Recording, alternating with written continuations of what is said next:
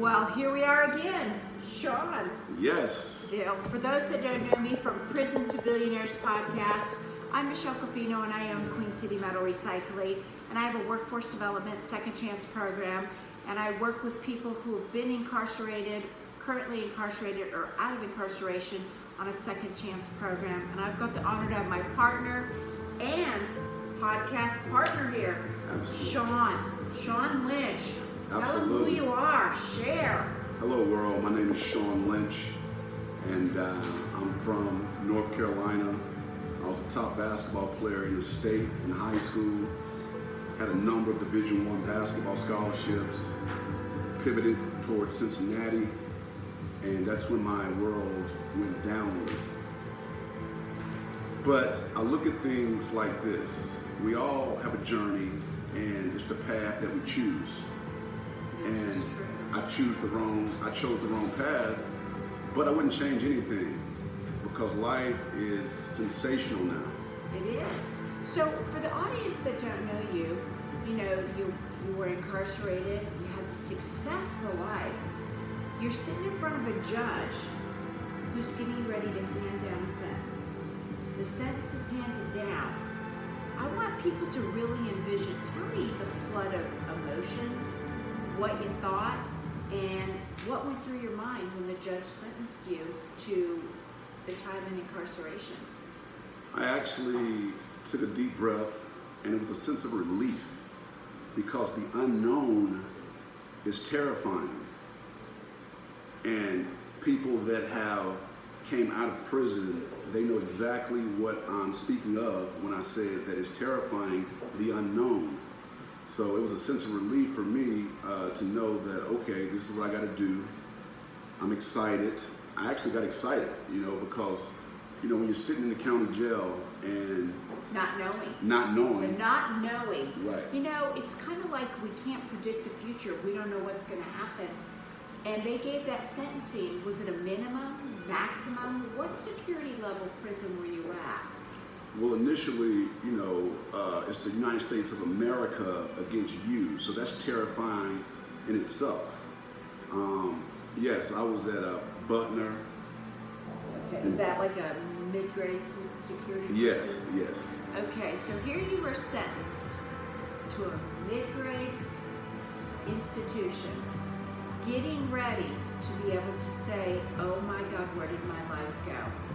Not knowing any experience. Share with the audience, because I think this is one of the things a lot of the inmates share with me. What was your very first night like sleeping inside four walls with a door closing behind you? The very first night was very difficult because I didn't know what to expect. Once again, I'm leaving county, I got sentenced, now I'm going to a whole different environment, different energy, different mindsets, just a different animal. Share what you felt was different though. Did you feel that? Because this is one of the things that people don't understand. Your first night in, is it the lack of control? Is it the way the guards speak to you? Is it the structure of the environment? What are the things that just really resonated, that formed your journey of 4 years of incarceration? Because I think that's what a lot of people don't see when you go in, what it does spiritually, physically, mentally, and how you perceive other people and humanity. So share that a little bit, and imagine none of these men and women can envision incarceration. So paint that picture with somebody that's never been there. Absolutely. So the first night, I can definitely remember because it was interesting. I came in and it was a gentleman that, it had been his home for, 10 years. And I'm coming into a new environment and, and I could tell the guy was, he had some mental challenges by, checking his temperature, seeing exactly, who I'm dealing with. And I actually, couldn't sleep, and I finally went to sleep, and I woke up because I felt like there was some energy. So this guy's actually staring at me, you know? And I'm like, whoa. Well, and you're a big guy. Right. You're 6'4". Right, absolutely. So for those that don't know, Sean, we've got a big, tall guy that, a lot of people might be intimidated, and you felt, oh my God, what's in front of me? How old were you?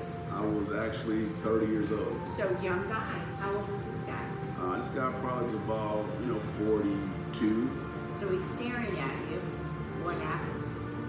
I actually just cut the lights on, stood up, talked to him, tried to see exactly where his head was, why. In fact, he was staring at me while I was sleeping.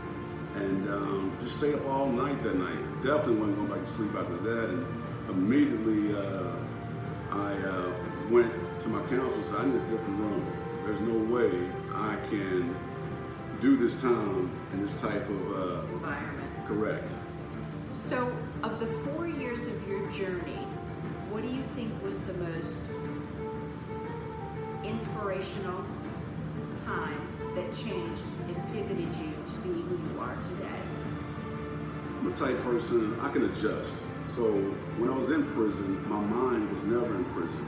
I had great support from friends and family, and I just used prison as a think tank to really reflect back on my life and realize that I did choose the wrong path. I was a misguided entrepreneur. There's no shortcuts in life. Well, hey, this is back to what we just said about workforce development. People who are entrepreneurial and think tank, to be an entity, to grow, there is no cap. Everything is to the 10th of X, so to speak, in levels. So that inspiration, you didn't feel like you were, was there anybody that pivoted you in that time frame that moved that needle for you to say, this is not where I want to be? Absolutely, absolutely. I was connected with some phenomenal energy. Just because people go to prison doesn't mean they're bad people. They're actually some good people. So I hung with a little group of guys, and they were stockbrokers, from attorneys, and just build that rapport with them, because I know that's a ton of data, and they actually helped shape me. And were they older than you? Yes, they were definitely older than me. How old were they? That'll kind of, for anybody who doesn't know, at 30, we think we know it all, but when you get around people, what were they, 50s, 60s? Yeah, 50, Lifers? 60s. Yeah, some of them had life, and some of them, I never forget, there's a guy, I won't say his name, but he was extremely pivotal in my life. And what I will say is, he was someone that everyone in the world knows, and I had the opportunity to interact with him and his energy, and he just told me, he said, Sean, you got to focus, you have another opportunity, you have a date. A lot of people don't have a date, so what are you going to do with this second opportunity? He said, just talking to you, there's no way you should be in here. Absolutely. And for those that don't know, think about this. Imagine serving 4 years for marijuana that now is what? Legal. So we have people in our institutions serving time for a legal opportunity in their journeys. Cannabis dealers, however people's viewpoints are on marijuana isn't the segment for tonight. It's more talking about you serve time for something that now is legal. Yeah, but here's the thing, Ray. This is how I look in life. I knew that it was illegal, and I broke the law. See, that's the thing. As an entrepreneur, the winners look at their weakness and they turn it into a strength. And that's really the key piece to be a successful entrepreneur. I think that's the key winner as a business leader, an owner, somebody who wants to have a business. So the day you were going to get released, that day, I want you to tell me what flooded your mind the day you were going to get out. Man, it was a lot of emotions. That day was like, okay, I'm ready. I'm excited to really penetrate my gifts in the right direction. And I was so excited, I couldn't sleep. I worked out like 5 times that day, I think. It was. Because your mind just raced, didn't it? Like, what all the things I'm going to accomplish. So here's the question that I've showcased and spoke with so many men and women about. How much time in that 4 years had the world changed in technology, humanity, workforce? What do you think 4 years really was in time, if you had to reflect now? It was extremely tough for its infrastructure. Going in, there was not as many infrastructure for its buildings and everything. What about phone, computer systems? I'm gonna be honest. Here's the thing about that. We have access to some computers in there, But not at the same level. no, not. It's moderate, at least. But what I will say is, yes, it was tough to transition all these applications and all this stuff, and a lot of people were actually Social media. right. I don't even think social media was a big forefront. For those that don't know, we didn't have Instagram, we didn't have TikTok, we didn't have, all of these platforms to be, again, e-commerce, to put ourselves out there, to be that entrepreneur. So if you had to share one piece in your journey that to give that understanding for people, prisoner to billionaire, because now, am I correct? Are you not an owner in a company? I am, and I'm super excited. It's Pet Porter. It's a ride share for animals, and But wait, rideshare, yes, which I love. But wait, who's hosting this? Don't you have a woman-owned company with you as a partner? absolutely. I'm extremely fortunate to have my partner Joy. She's been a veterinarian for over 20 years. Women, we love women businesses. Woo-hoo! Absolutely. And workforce development, bringing into the urban communities, bringing into men coming out of incarceration and women a skill set and a trade to be a prisoner to a billionaire. Absolutely. I hope everybody gets an opportunity to watch our video. We're going to upload it to all our social media platforms. Talk about what it is to go from prisoner to billionaire. Through our podcast, together, we're going to be able to share what it is from the employment sector side and from the prison side. Not to mention, guys, you can make it. You can do it. Absolutely. You can go from prisoner to what? Billionaire. Billionaire, my friend.